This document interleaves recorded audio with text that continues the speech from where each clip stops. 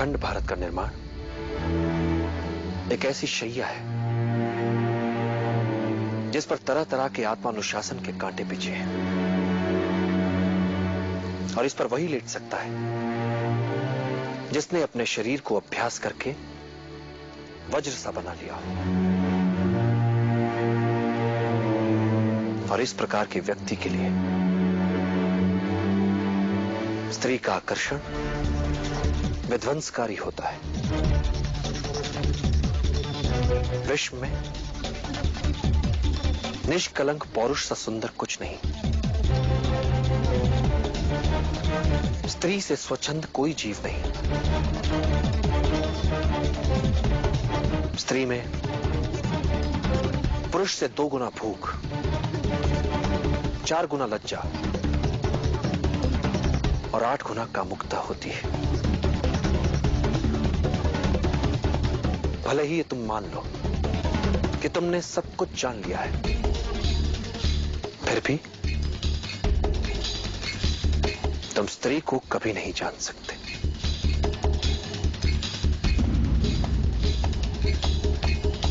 किंतु इस समय तुम्हारे समक्ष प्रश्न यह होना चाहिए चंद्रगुप्त कि अखंड भारत के सम्राट के लक्ष्य के अनुरूप क्या तुमने स्वयं को वज्र सा बना लिया है? और वज्र बाहर से ही नहीं, भीतर से भी बनना पड़ेगा।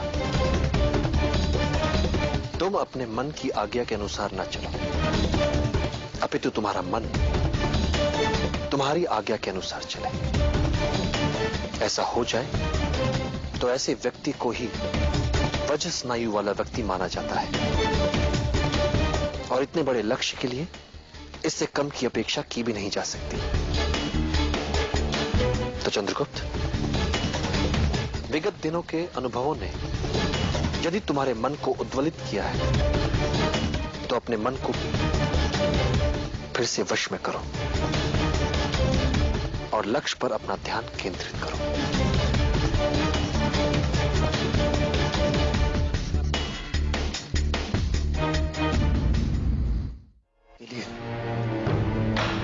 आप ही के साक्ष्य में मां के जलते शव के सामने जो प्रतिज्ञा ली थी मैंने,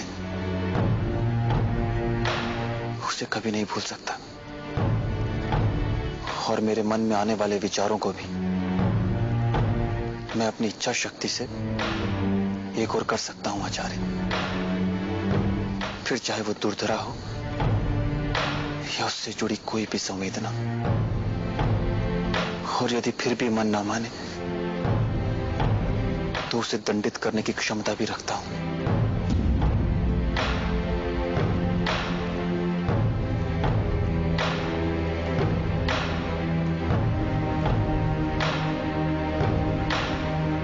आप ही के चरणों में बैठकर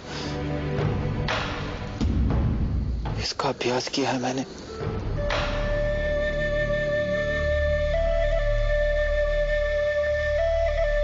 मेरे लिए मेरे मन से बढ़कर मेरा गुरु है,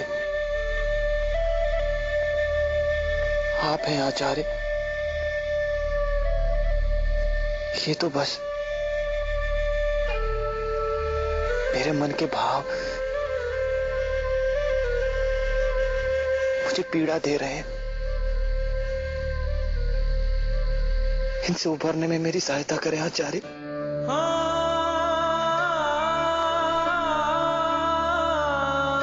मेरी सहायता करें।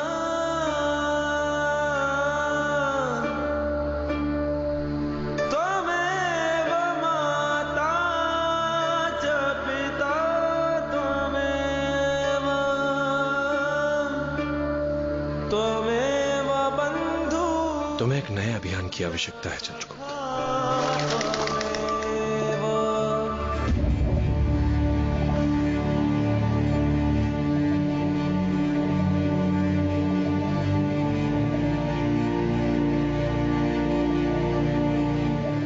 धनानंद राजगृह की जनता को फिर से अपनी सेना में अग्रिम पंक्ति के पदाती सैनिकों के रूप में बलपूर्वक अपनी सेना में लेकर कलिंग विद्रोहियों को कुचलने वाला है।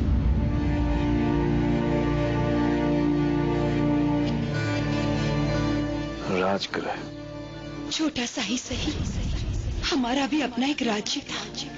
मुखिया थे चंदू के पिता वहाँ के, लेकिन एक दिन धनानंद के सैनिकों ने हमारे राज्य पर आक्रमण कर दिया। इस स्वर्ण को 3 बराबर भागों में बांट दीजिए। इससे आप यहाँ छोटा किंतु एक विशिष्ट गुरुकुल खोलेंगे, जिसमें आपके कबीले के सभी वीर और भविष्य में हम जो सेना बनाने वाले हैं उसमें जिन्हें भी जोड़ा जाएगा, ताकि समय आने पर वो धनानंद की सशस्त्र सेना से लोहा ले सके।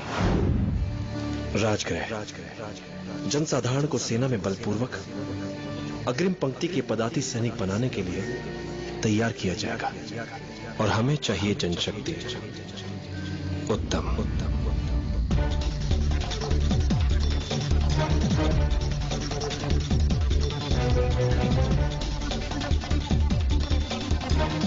अभी तुम्हारे मन को पूरी तरह से झकझोरा नहीं किया है।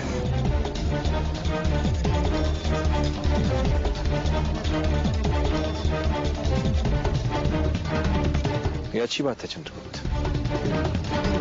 आज तक किसी भी अभियान ने तुम्हारे मन को पूरी तरह से नहीं झकझोरा है,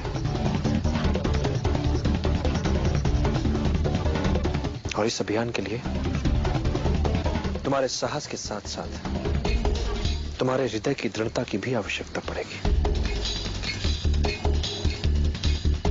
अच्छा अभ्यास रहेगा ये।